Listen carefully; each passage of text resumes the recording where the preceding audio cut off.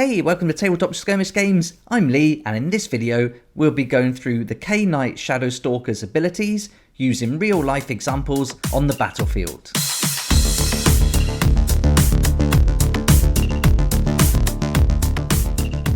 In this video we'll work through each of the Khainite Shadowstalkers abilities, and I'll use the miniatures and the battlefield that we've got set up to go through each of those abilities in detail with a real life example. This is a new series I'm starting, and I'll be doing this for each of the warbands. So for every warband, as soon as I've got them painted, I'll get them up on the tabletop and we'll go through all their abilities like this. You can also find a separate video that I've done for the universal abilities. Okay, let's get started with our first ability, and this is a double called Shadow Leap, and this is available to any of the Khainite Shadowstalkers in the warband as long as they've got that faction rune mark. The Shadow Leap. This fighter can fly when making move actions until the end of their activation.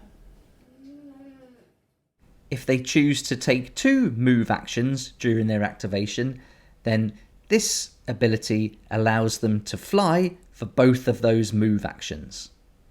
However, at the end of their activation, they can no longer fly.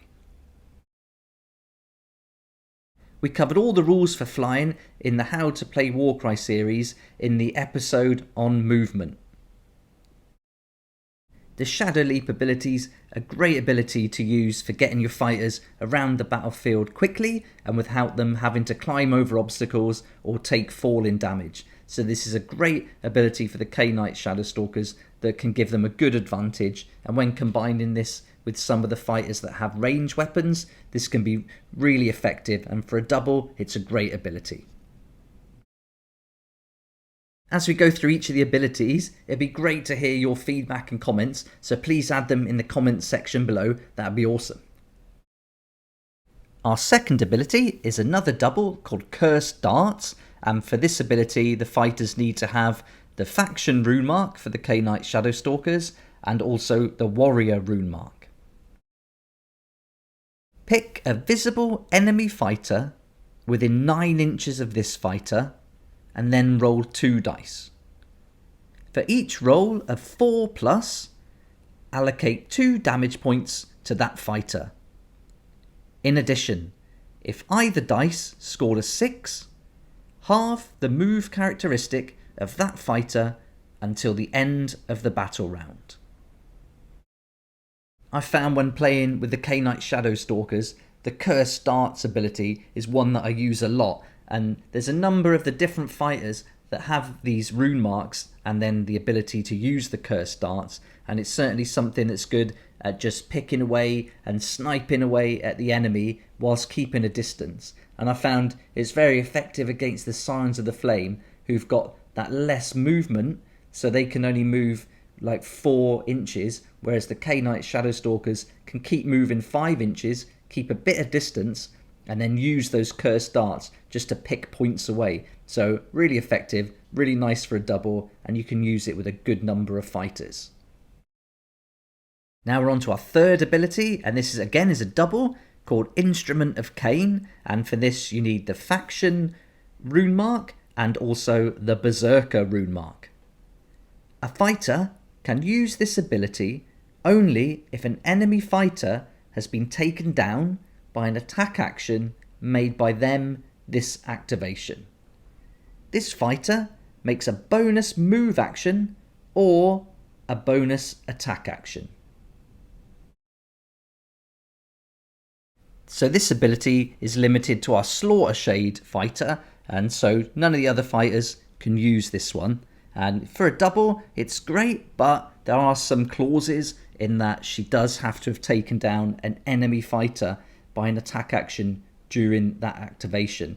So I guess if they make 2 attack actions during that activation, there's a good chance they can take an enemy fighter down, and then they can make a bonus move action or another bonus attack action after that. And if you're using the Slaughter Shade with the whip, then you're going to be quite close to some other enemy fighters, so that could be quite handy to take that bonus action, or use like the move action to get away and come back in on the next round.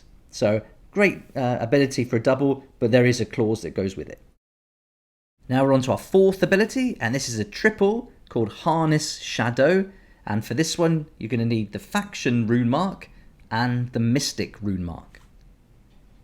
Until the end of the battle round, subtract 1 from the attack's characteristic to a minimum of 1 of attack actions made by enemy fighters that target a fighter within 3 inches of this fighter. So this is an ability specifically for our Dark Flame Warlocks, and we've got 2 of these included in the pack for the Khainite Shadowstalkers, so you can get some use out of this ability for sure. So this is a good way to help your other fighters out by reducing the number of attack actions made against them. But I am finding when playing the Dark Flame Warlock, because they've got those ranged weapons, they tend to be quite far away from the fighters that can go up close, or at least the way I'm playing it. So this triple isn't always going to come up. But still, it's a good option, and if you can change your tactics to work this into the game, then I'm sure it would work really well. And now we're on to our fifth ability, which is a triple called Dance of Death. And any member of the warband with the Khainite Shadowstalkers rune mark can use this ability. Until the end of this fighter's activation, this fighter can finish disengage actions within 1 inch of enemy fighters. So this is handy if you want to disengage from one enemy and then move close enough to another enemy fighter, so you can do this to move around, and it gives you a bit more flexibility. For me personally, I'm not really drawn to this ability. I think I'd rather use those cursed darts as a double rather than using a triple on this. But I can certainly see where there's going to be times where this would come in handy, but I don't think it's going to come up that often, and probably more towards the end of the match. Okay, now we're moving on to our final ability, the sixth ability, and this is a quad called Ensnaring Darkness. And for this ability, the fighters are going to need the Faction rune mark and also the Leader rune mark. So this is only open to our Shroud Queen. Allocate a number of damage points equal to the value of this ability to all visible enemy fighters within 3 inches of this fighter. Instead, this fighter can draw their shadow blood. If they do so, allocate 3 damage points to this fighter and a number of damage points equal to the value of this ability to all visible enemy fighters within 6 inches of this fighter. This ability is amazing, and if you get 4 6s for this quad, then you can do some serious damage.